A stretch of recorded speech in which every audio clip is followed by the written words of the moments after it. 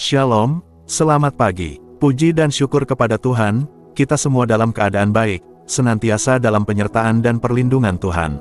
Hari ini kita akan melanjutkan pembacaan firman Tuhan dari kitab Hakim-Hakim pasal 12. Sebelumnya marilah sama-sama kita berdoa. Bapa kami yang di surga, terima kasih untuk penyertaan-Mu dan pertolongan-Mu dalam hidup kami. Sebentar lagi kami akan melanjutkan pembacaan firman-Mu. Biarlah melalui firman-Mu kami dapat semakin mengerti maksud hati-Mu, sehingga kami dapat terus bertumbuh di dalam Kristus dan berbuah yang manis untuk sesama kami. Amin. Hakim-Hakim 12. Yefta dan Efraim. Dikerahkanlah orang Efraim, lalu mereka bergerak ke Safon. Dan mereka berkata kepada Yefta, "Mengapa engkau bergerak untuk memerangi Bani Amon dengan tidak memanggil kami untuk maju bersama-sama dengan engkau? Sebab itu kami akan membakar rumahmu bersama-sama kamu."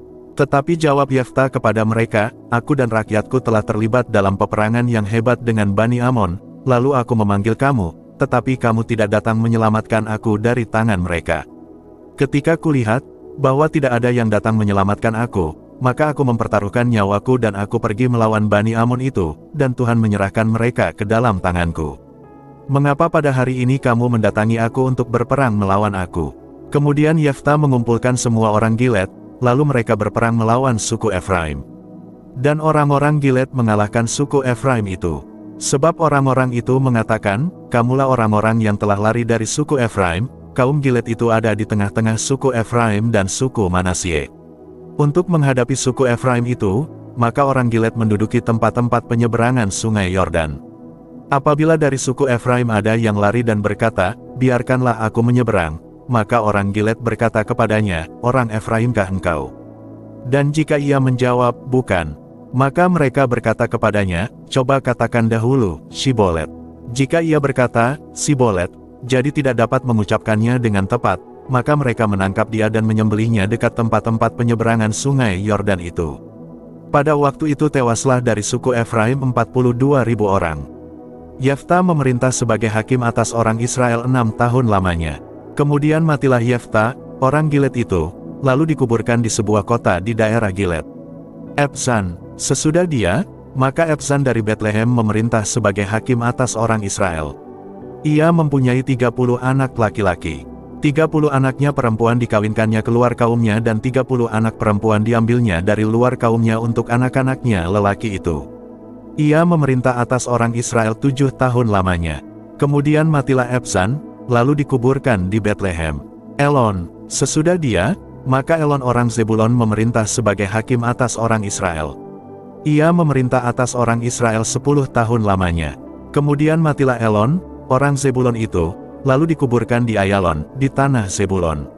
Abdon, sesudah dia, maka Abdon bin Hilel, orang Piraton, memerintah sebagai hakim atas orang Israel. Ia mempunyai 40 anak laki-laki dan 30 cucu laki-laki, yang mengendarai 70 ekor keledai jantan. Ia memerintah atas orang Israel 8 tahun lamanya.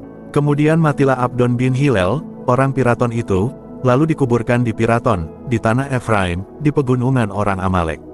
Amin. Hakim-Hakim 12. Yefta berselisih dengan suku Efraim hingga terjadi peperangan yang menewaskan banyak orang. Setelah Yefta meninggal, Israel dipimpin oleh 3 hakim berikutnya, Ebzan, Elon, dan Abdon. Berikut makna-maknanya.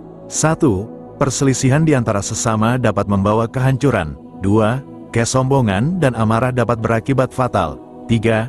Perkataan dapat mengungkapkan identitas seseorang. 4. Tuhan tetap memelihara Israel melalui para hakim. 5.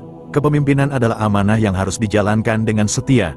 Kesimpulan, Hakim-Hakim 12 mengajarkan bahwa persatuan lebih baik daripada pertikaian. Tuhan terus memimpin umatnya melalui para hakim. Tetapi manusia harus belajar hidup dalam kerendahan hati dan damai. Demikian pembacaan firman Tuhan beserta maknanya untuk hari ini. Sampai berjumpa lagi besok. Tuhan Yesus senantiasa memberkati kita semua. Amin.